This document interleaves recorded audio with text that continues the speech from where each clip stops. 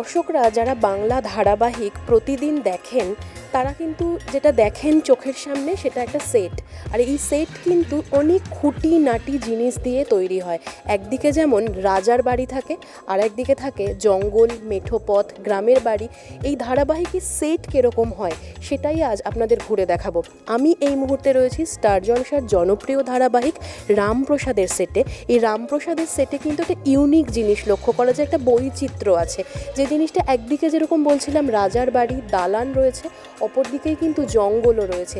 আপনারা যারা দেখেন যে জঙ্গলে মা কালীর পুজো হচ্ছে, সেই যে একটা ফুটেজ যেটা আপনারা দেখে থাকেন, সেই জিনিসটা সেটে কিভাবে হয় সেই সেটই আপনাদের ঘুরে দেখাবো। মানে বিহাইন্ড দ্য সিন কি হতে থাকে, ক্যামেরার পেছনের জায়গাটা কীরকম সেটাই আজ আপনাদের দেখাবো।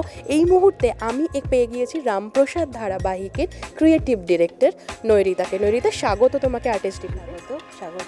এই যে একটা ধারাবাহিকের সেটে তো এত বৈচিত্র্য থাকে, আর তোমাদের এই রামপ্রসাদের সেটে বিশেষ করে একদিকে একটা দালান রয়েছে, তারপরেই একটা ঘন জঙ্গল, যেটা তুমি মানে তোমার সাথে যখন এর আগে কথা হচ্ছিল তখনও তুমি বললে যে জঙ্গলে যেটা দর্শকরা দেখেন কালী মূর্তি যেখানে মায়ের পুজো হচ্ছে, সেটা এটা তো ছোট্ট জায়গার মধ্যে পুরো জিনিসটাকে করা এত বড় একটা মানে কর্মযজ্ঞ বলা যায়। এর পেছনের গল্পটা কেমন? ডেফিনেটলি একটা বড় কর্মযজ্ঞ। আমাদের দুটো ফ্লোর মিলিয়ে পুরো সেটটা আছে। এইটা যে সেটটা এখন দেখছেন সেটা হচ্ছে আমাদের রামপ্রসাদের ভিটে বাড়ি, মানে দালান বাড়ি দেখছি। এবং এটার ভেতরেই আমাদের বৈঠকখানা, তারপর রাজার যে প্রাসাদটা হয় সেগুলো সবটা মিলিয়ে এই সেটটার মধ্যে বানানো হয়েছে। এবং যথারীতি অনেক কিছু অ্যাটাচমেন্টস আছে যেগুলো খুলে পরিয়ে তারপরে বিভিন্ন রকমভাবে মডিফিকেশনস করে সিনগুলো তৈরি হয় আর কি। তো এবং আমাদের আরেকটি সেট আছে, আরেকটি ফ্লোর আছে যেখানে আমরা জঙ্গলটা দেখতে পাই। ইভেন এখনও বাইরে দেখতে পাবেন এখানেও জঙ্গলের অ্যাম্বিয়েন্সটা আছে। এবং বেরিয়ে গিয়ে ওই ফ্লোরে যখন করি সেখানে ঘন জঙ্গল, কখনো নদীর পাড়, কখনো গ্রামের বটতলা যেখানে বসে পঞ্চায়েত বসার মতো করে একটা সিকোয়েন্সেস হয় সেগুলো। তার সাথে মাটির বাড়ির সেট আপ আছে যেখানে বিভিন্ন হাট বসার সিকোয়েন্সও হয়েছে। বাট এটার সাথে ভেতরে যদি আপনি গিয়ে দেখেন, তো আমরা একটু ভেতরেও গিয়ে দেখবো আমরা। আর এটা হচ্ছে দালান বাড়ি, যেটা দর্শকদের বলছিলাম, দোতলা দালান বাড়ি, তার পেছনে রয়েছে ঘন জঙ্গল, মাটির বাড়ি, সবটা ঘুরে দেখাবো।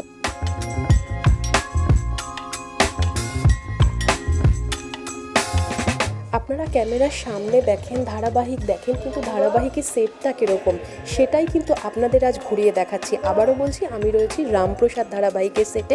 রামপ্রসাদের বাড়িটি কীরকম ধারাবাহিকে আপনারা প্রত্যেক দিন যেটা দেখেন সেটার কিছুটা অংশ দেখেন, আজ কিন্তু আরও বিশদে দেখাবো আপনাদের। চলুন।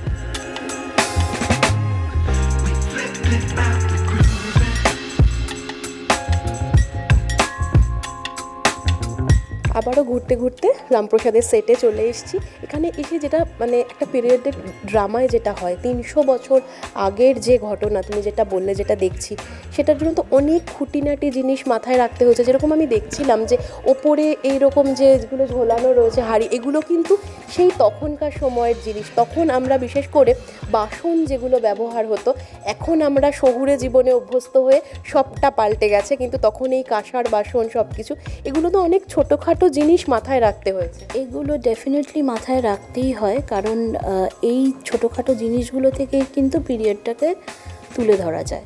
এবং সেটার পেছনে আমাদের একটা মানে বিশাল রিসার্চ কাজ করে, এবং আমাদের রিসার্চার আছেন, উনি আমাদেরকে সেই ডিটেলসগুলো প্রোভাইড করেন যে এই জিনিস সেই সময় ইউজ হতো।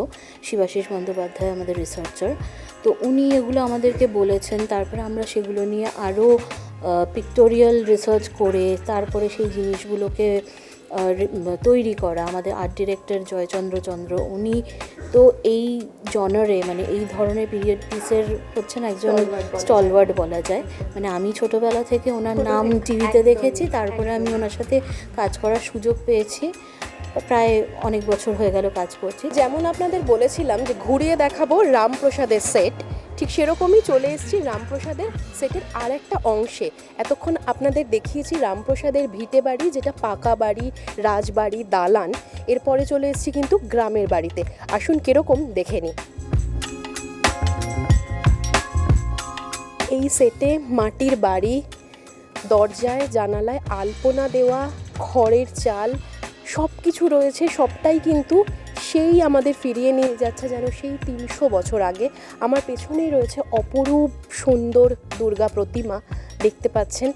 দেখেছেন গ্রামের যে প্রতিমা, আমাদের শহুরে চাকচিক্য থিমের পুজো নয়, একেবারে সাবেকি আটচালার যে আমাদের পুরনো যে প্রতিমা, সাবেকি প্রতিমা, সেই আমরা প্রতিমার সামনে দাঁড়িয়ে রয়েছে। এটা আপনারা দেখেছেন রামপ্রসাদ ধারাবাহিকে, যেরকম আপনাদের কথা দিয়েছিলাম রামপ্রসাদ ধারাবাহিকের সেটটা পুরো ঘুরে দেখাবো। শুধু ধারাবাহিক যেটা রোজ আপনারা দেখেন সেই ক্যামেরার সামনে নয়, ক্যামেরার পেছনের যে সেটের যে বিভিন্ন খুঁটিনাটি বিষয়, একদমই ঘুরতে ঘুরতে আবার নৈরিতা তোমার সাথে চলে এসেছি। রামপ্রসাদের সেটটা ঘুরে দেখছি, অপরূপ সুন্দর সেট, যেটা এত বৈচিত্র্য, এত ভ্যারাইটি কিন্তু সব সেটে দেখা যায় না। আর মায়ের মূর্তি যে এখানে এত অপরূপ, সেই এক চালার যে প্রতিমা এরকম, মানে এটা তো সত্যি এখন তো থিমের পুজোতে দেখাই যায় না, মানে অপরূপ সুন্দর একটা মানে সেট দর্শকদের দেখাচ্ছি ঘুরে। তোমাকে এখানে আর একটা জিনিস জিজ্ঞাসা করব, একটা পিরিয়ডিক ড্রামা, এটা এরকম এত বছর আগের একটা টাইম ফ্রেম ধরতে হচ্ছে, এই রকম যখন আর্ট ডিরেকশনের কাজ করতে হয় এক্সট্রা চাপ থাকে কিছু? হ্যাঁ, ডেফিনেটলি থাকে, কারণ প্রত্যেকটা জিনিসকে যাতে ওই পিরিয়ডের সঙ্গে ম্যাচ করাতে পারি সেটা মাথায় রাখতে হয়। সেই জিনিসটা মাথায় রাখা এবং সেটাকে এক্সিকিউট করা properly is the most important part of it. Ramprasad ধারাবাহিকের সেট আপনাদের ঘুরে দেখালাম, এরকম আরও বিভিন্ন ধারাবাহিকের সেটও ঘুরে দেখাবো, যেই ধারাবাহিকগুলো প্রত্যেক দিন আপনারা টিভির পর্দায় দেখেন, সেই ধারাবাহিকের সেটগুলো একের পর এক ঘুরে দেখাবো আপনাদের। বিনোদনের এরকম আরও বিভিন্ন খবরের জন্য চোখ রাখুন আর্টেজ টিভি এইচডির পর্দায়।